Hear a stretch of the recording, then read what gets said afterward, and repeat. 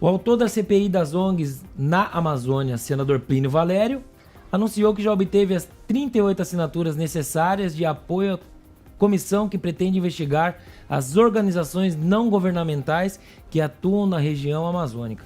O documento destaca que o país passou a conviver com denúncias de existência de ONGs de fachada, cujos reais propósitos seriam repassar recursos a partidos políticos ou mesmo a particulares. É bem complicado esse assunto, né, Paulo? Quero trazer você novamente para discutir com a gente esse assunto aí. Essa questão das ONGs, né, e do que acontece na Amazônia é uma luta que a gente tem que a gente como Brasil, né, nós temos não só contra inimigos internos do Brasil, mas contra países de todo o planeta, né? Tem muita gente querendo colocar as mãos na Amazônia e cagando regra, né? E ditando regras que eles mesmos não cumprem, e acho que ninguém denunciou isso de forma mais eficiente do que o Bolsonaro e o Ricardo Salles no último governo, né? Escancarando uma hipocrisia mundial acerca desse assunto, né? Quando a gente sabe que tem interesses muito mais escusos, muito mais profundos acerca do que representa a Amazônia, né? E eles só determinam a narrativa para onde eles querem, conforme a pessoa que está no poder ou quem eles querem que seja atacado ou não, né? E chega a ser um absurdo maior ainda, porque eles envolvem e eu como ator, né, sou apaixonado por cinema, gosto de acompanhar cinema americano, e eu vi perplexo e assim frustrado, decepcionado, por exemplo, atores americanos, né, Mark Ruffalo, Leonardo DiCaprio, gente que é conhecida mundialmente, dando pitaco em questões ambientais brasileiras, né? Dando pitaco aqui, pessoas que assim influenciam milhões de pessoas pelo mundo e não fazem ideia do que está acontecendo, do que realmente está acontecendo no Brasil, né? O tamanho da irresponsabilidade que eles fazem ao se meter na Amazônia, não sabem disso, né, das ONGs de fachada, que os reais propósitos realmente não são, nunca, não tem nada a ver com aquilo que está, mas é simplesmente uma máquina de fazer desviar dinheiro, de entrar. Eu conheci pessoas, por exemplo, que me relataram pessoalmente, há uns 2, 3 anos atrás, falaram: nossa, cara, depois que o Ricardo Salles entrou, meu pai, era um amigo meu pai tinha hectares lá na Amazônia, lá, uma coisa assim, não lembro exatamente onde era, mas eu sei que envolvia a administração do Ricardo Salles, né? E ele falou: nossa, depois que o Ricardo Salles entrou, ele acabou com uma máfia que existia lá. E a galera, tipo, esse pessoal desesperado para conseguir tomar conta de novo através dessas ONGs, e ele relatou como eles passaram trabalho, como era desanimador, questões de anos se arrastando em processos por causa dessas ONGs, por causa de ONGs como essa, pessoas que eram trabalhadores, donos de terra, que queriam produzir. Então é um cenário assim que é caótico, e de novo eu me encontro desesperançoso, porque é um assunto que o buraco é tão mais embaixo, envolve tanta gente tem tanta gente interessada, não só no Brasil, mas no redor do mundo, que eu acho que vai ser uma narrativa que vai ser muito difícil, vai precisar de muitos anos e muito empenho de quem quer o bem para desconstruir as narrativas que as ONGs construíram, do meio ambiente, da Amazônia, né? A Amazônia, até que a gente vai falar mais um pouco daqui nos próximos tópicos aí, né? Paulo, você citou aí alguns artistas, eu estava até lendo, o Leonardo DiCaprio chegou a doar 5 milhões de dólares para o Fundo Floresta Amazônica, né? Não sabia. Aí. Para o Fundo Floresta Amazônica, criado para auxiliar ONGs no combate aos incêndios e contra o desmatamento na floresta tropical. Você citou o nome Olha dele só. aí, eu busquei essa notícia aqui. Uhum, né? Infelizmente, eles também. Eu não sei, eu já não sei como os artistas brasileiros, eles americanos, se eles têm má fé, se a intenção é ruim, ou se eles também são enganados Ou e se eles são não sabem, levados né, o ao que está erro. acontecendo, né, a realidade dos fatos, né, a verdade, É. né. Vou convidar ele para assistir o Bradock Show, que eles vão ficar por dentro da verdade. Quero passar a palavra ao Manuel Carlos. Eu concordo com o Paulo e a gente tem que observar também outros fatores que realmente pode haver má fé, por um lado, ou burrice deliberada, né? Infelizmente. Sempre tem alguém com uma mão invisível, né, sobre algumas pessoas que são famosas ou têm uma certa influência em nível mundial.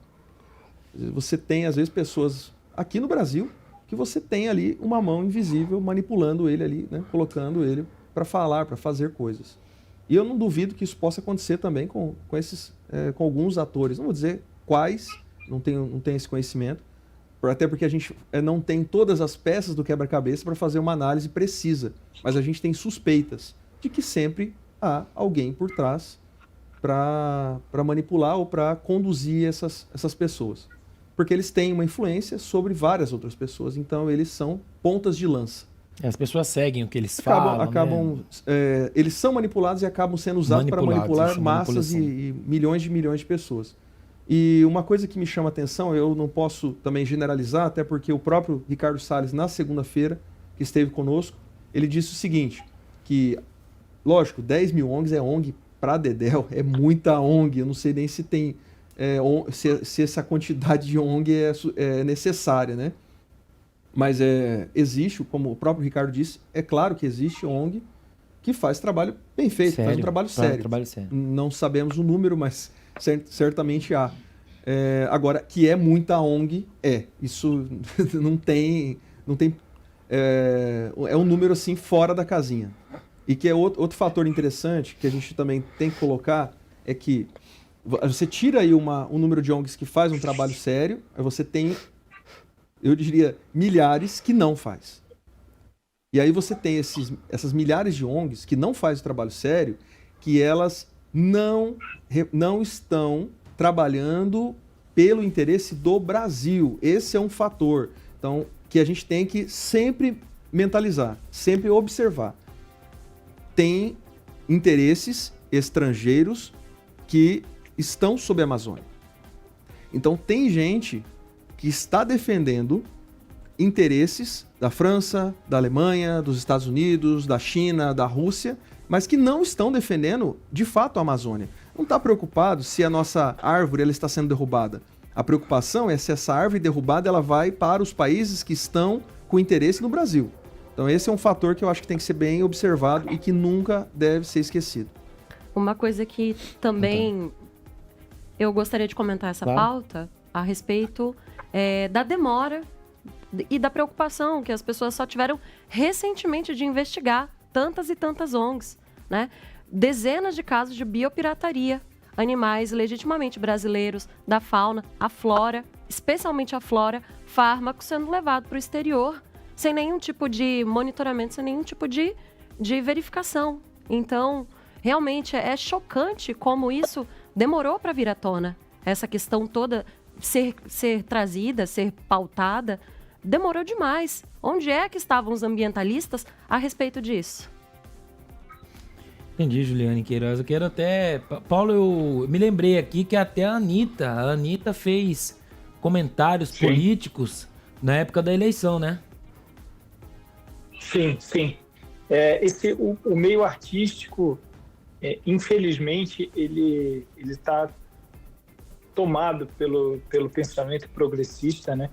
E foi algo que eles fizeram muito bem no passado das últimas décadas, né? E esse é um trabalho que nós do canal Hipócritas, quando a gente criou o canal, a ideia nem era esse não era o foco, era só fazer comédia, era só fazer humor. Mas a partir do momento que as pessoas foram se politizando, nós também fomos nos politizando, né? há anos atrás, eu nunca ia imaginar que eu ia estar aqui num ambiente como esse, não sei vocês, né? Mas eu nunca ia imaginar que eu ia estar num ambiente como esse falando sobre temas como os que nós estamos tratando aqui. E provavelmente muitas das pessoas que estão nos assistindo agora em casa também não faziam ideia de que esperariam o dia para chegar em casa e ligar num programa como o Braddock Show para ver pessoas discutindo sobre política, sobre organizações não governamentais na Amazônia, sobre as decisões do presidente, né? Mas nós fomos nos politizando, o Brasil todo foi se politizando, né? E o nosso canal acabou entrando nessa politização também, politização que veio com uma polarização, né? Polarização que a gente já viu, né? De um lado, um contra o outro, e que eu acho que é bem contra o mal, eu sinceramente acho que é o bem contra o mal. E nessa guerra, os artistas, eles, de forma maciça, eles estão no outro lado, né?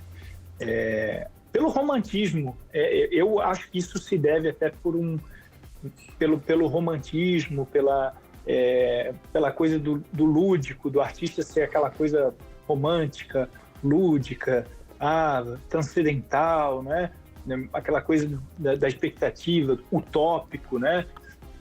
Acaba levando as pessoas a pensarem com o coração em vez de pensar de raciocinar sobre aqueles temas, né? Até na sexta-feira passada, quando eu tive a oportunidade de participar, foram levantados alguns temas aqui e algumas questões eram fatos, né? E contra fatos não há argumentos. Infelizmente, nós estamos vivendo num tempo que até esse ditado está invertido, né? Atualmente, contra argumentos não há fatos, né? Atualmente, se levanta todo tipo de narrativa, todo tipo de argumento, não importa o fato que você estampe, cole na cara da pessoa, bota na frente do seu nariz, que ela não vai mudar a opinião dela. Não adianta, como a questão das armas, né? Não adianta você falar que é o que eu participei na semana passada, estava ouvindo os comentários. Sim. Não adianta você falar que teve redução de 10 mil mortes por ano, que a pessoa vai ficar falando, mas aí teve um caso de um cara no interior de não sei aonde que pegou uma arma, mas diminuiu 10 mil. Não, se fosse ao contrário, em vez de ter um cara com uma arma, teria 100 caras com uma arma matando inocentes, roubando pessoas. Então, infelizmente, nós estamos vivendo nesse tempo de que contra-argumentos não há fatos o bastante para convencer as pessoas. E essas questões ambientais, não há nada mais romântico hoje em dia do que você ser um amante das questões ambientais, ainda que elas sejam mentirosas, entende? A gente foi tão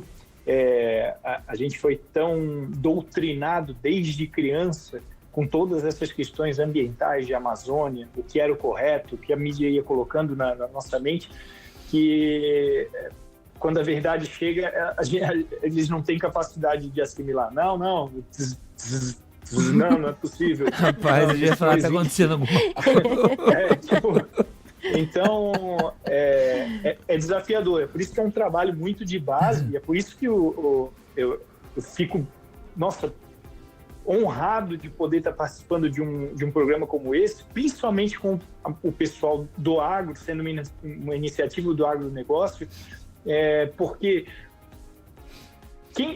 eu acho que ninguém mais do que o agronegócio tem autoridade para falar do momento que a gente está vivendo hoje, porque lutaram pelo Brasil, além de ser a máquina propulsora da nossa economia, lutaram pelo Brasil nos últimos anos como ninguém, como nunca, isso debaixo de uma chuva de críticas, de pedras, porque são agrotóxicos, porque aí vem um monte de narrativas que, de novo, não importa quanto você coloque fatos diante deles, são os argumentos, que é o agrotóxico, porque as pessoas estão morrendo. Não importa você dizer que o ser humano nunca viveu tanto, né? Nunca a expectativa de vida do ser humano nunca foi tão grande quanto essa. Mas não importa, isso aí dá câncer, isso aí não...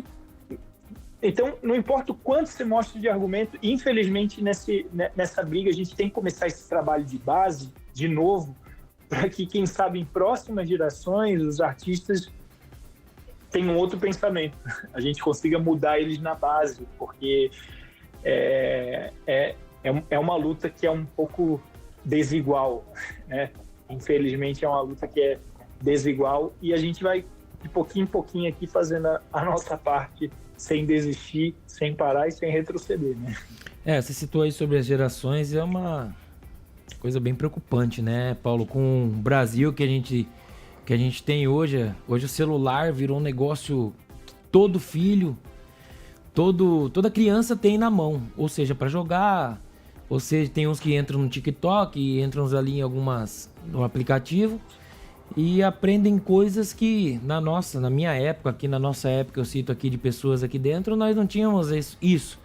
Ou era seguir pai e mãe, seguir seriamente, ou era pancada em casa. A palavra certa era essa, que era o jeito mais sério de se educar.